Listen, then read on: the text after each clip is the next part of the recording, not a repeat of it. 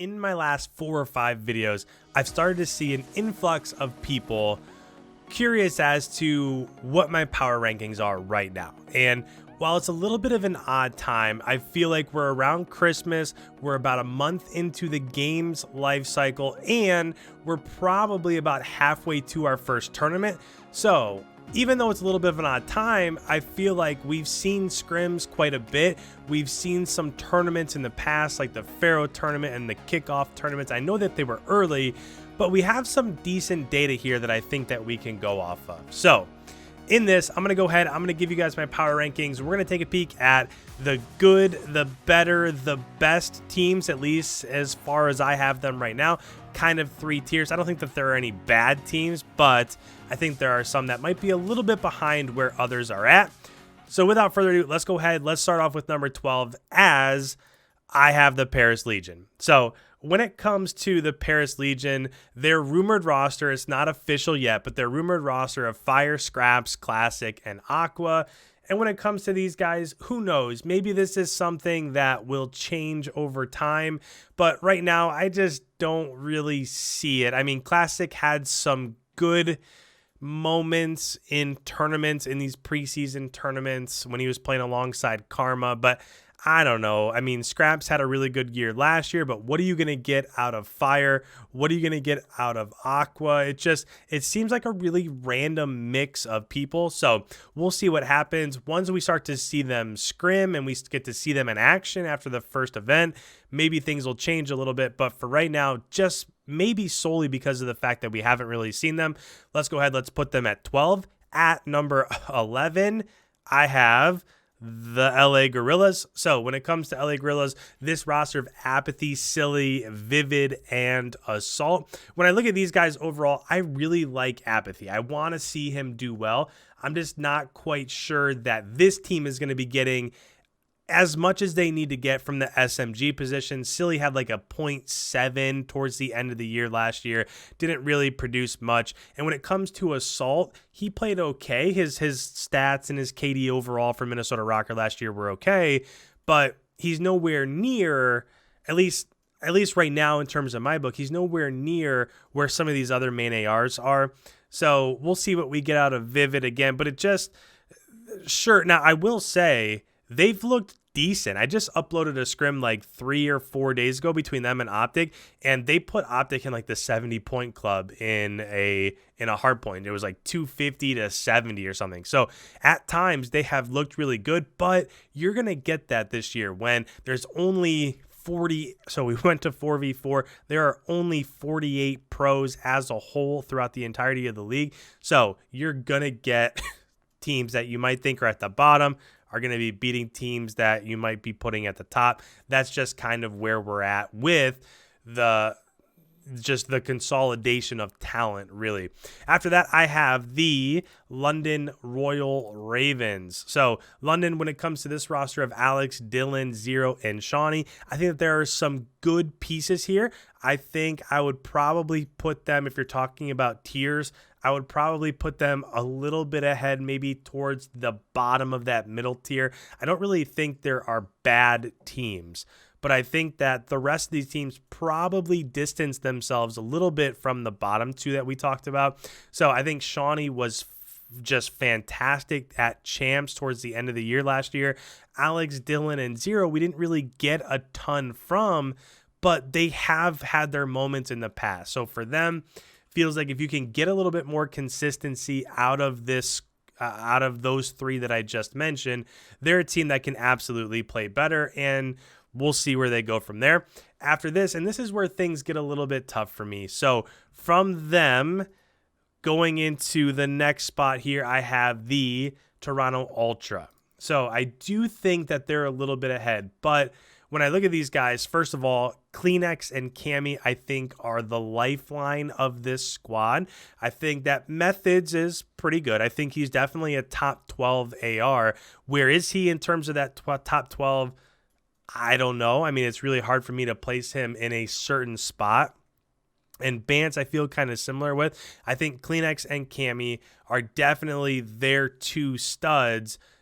But with that, they're also pretty new. So there's a kind of a lot going on there, but I do think they have the potential. If they came out and won one of the 5 majors, I would not be shocked at all. I honestly think that they are capable of doing that, but I want to see it happen, which is the same as for this next squad, which is the Seattle Surge. Now, again, I feel like these 3 teams that are kind of listed right here, we're really picking at hairs here. I feel like if you wanted to put Toronto a little bit ahead of Seattle and bump Seattle back, that's fine.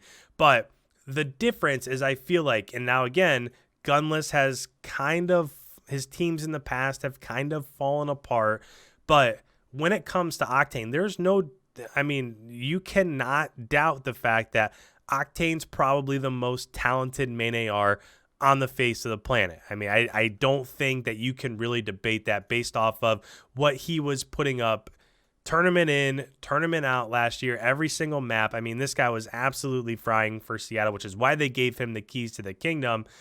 But I'm not sure how it's going to be for them when it comes down to Looney and Pristini. I think that those are 2 pretty big question marks. I think Looney is absolutely capable. When Pristini has to enter a hill and get 1 or 2, I'm not sure how well he's going to be able to do that. For me, I think Pristini and Zuma are really close to kind of being the same player. I'm just not sure Pristini is as consistent and brings quite as much to the table as Zuma does. So Looney and Pristini are the big question marks for me when it comes to Seattle, but there's no doubt about it. Octane's one of the most talented ARs on the face of the planet, and Gunless has the ability to also be that talented.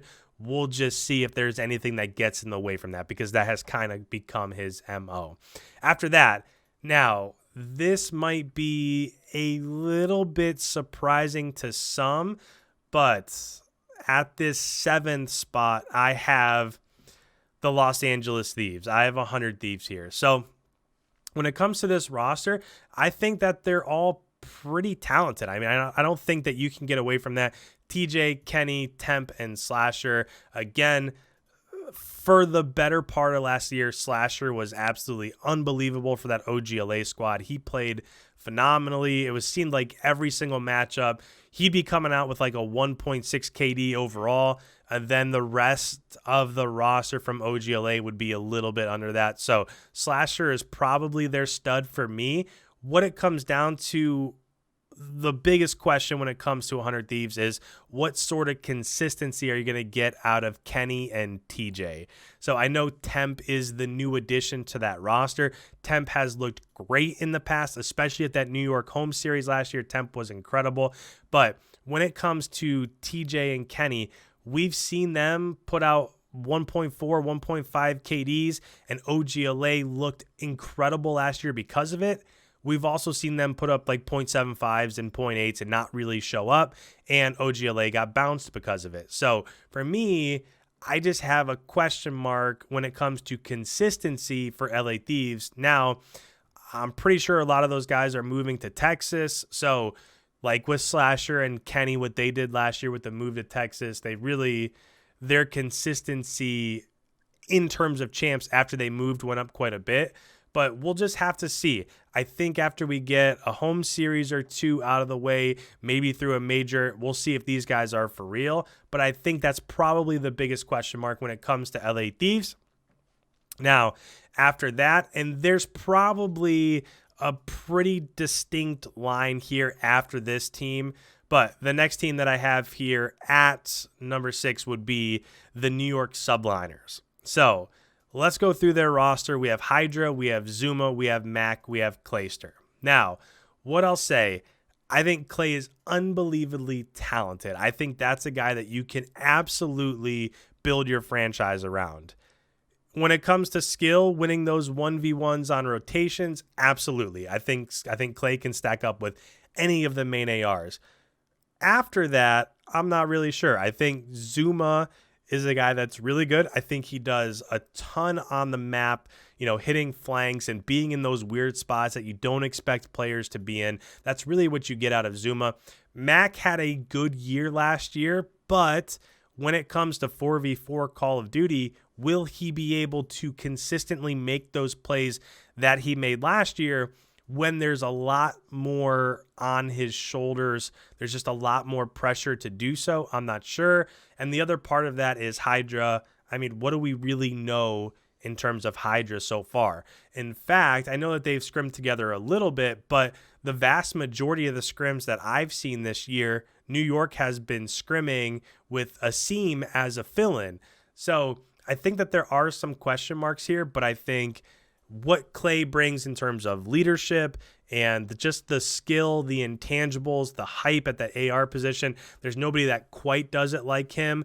But Mac is fairly young. Can he do it back-to-back years?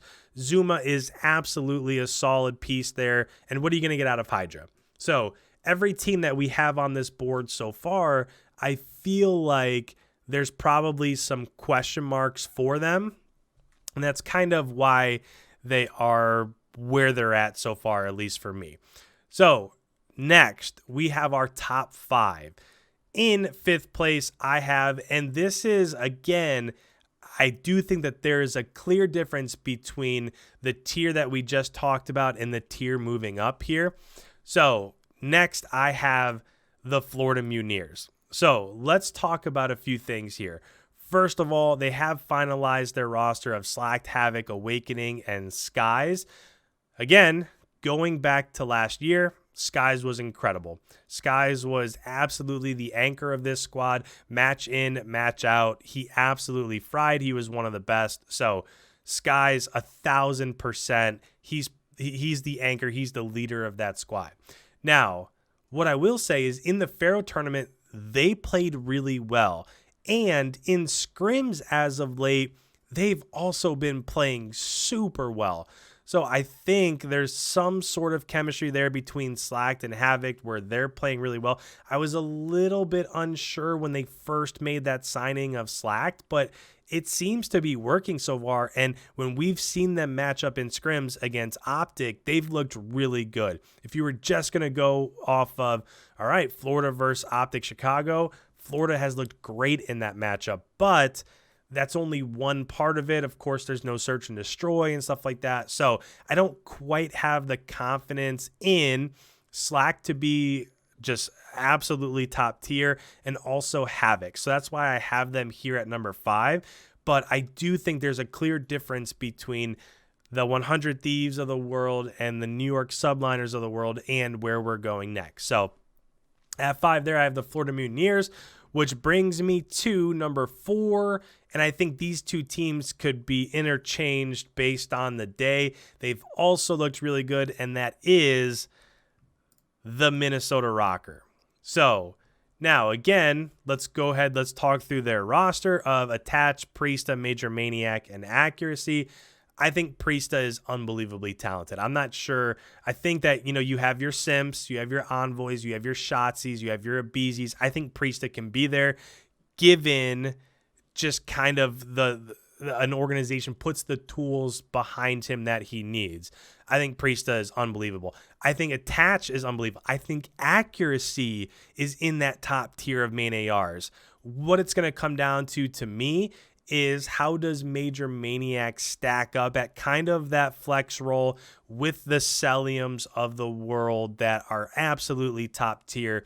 But I think without a doubt, this squad is up there. I would be shocked if Priesta and Attach come out and just lay an egg and they don't really play well. They've looked really good in scrims. We just saw them a couple days ago against Optic Chicago, and they won the majority of those matches. So this team, I think even like 3 weeks ago, I made a video where I really thought that this squad was my sleeper pick going into this year, and we'll see what happens. But I don't see a ton of question marks there in the same way that I did with LA Thieves and the Subliners and the Surge and stuff like that. So at 4, I have the Minnesota Rocker, which, moving on from there, at 3, this is probably the last team that's in this current tier that we've been talking about, and that's Optic Gaming Los Angeles. Optic Gaming Los Angeles. This is Optic Chicago.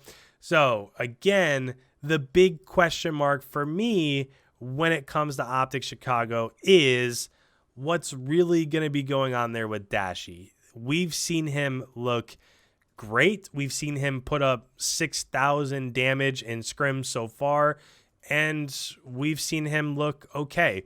I think Scump has been unbelievably consistent. You cannot say anything bad about what Scump is doing so far. We know that Formal can be a top AR. We know that Envoy can consistently be that main SMG slayer. I just think that it'll come down to, what does Dashy show me? Can he be consistent?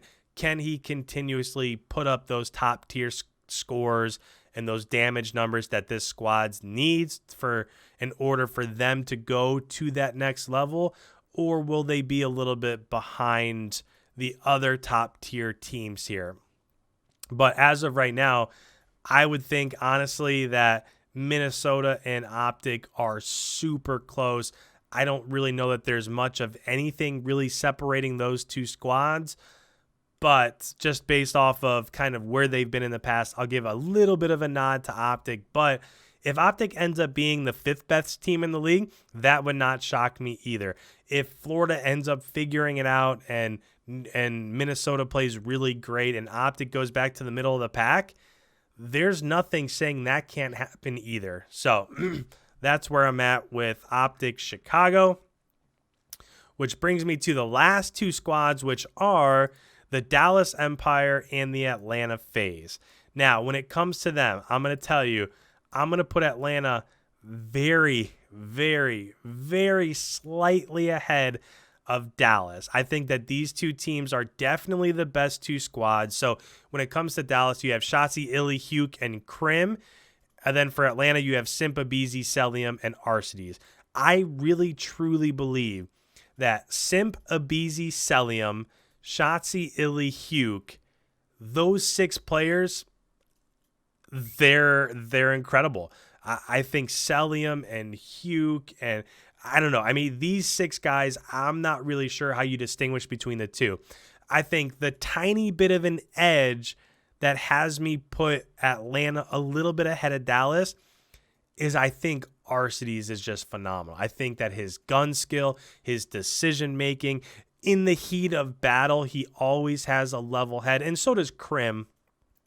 A lot of these things that I'm saying for one also applies to the other, but I just think if I'm going to start a franchise right now, I have my pick of anybody in the league.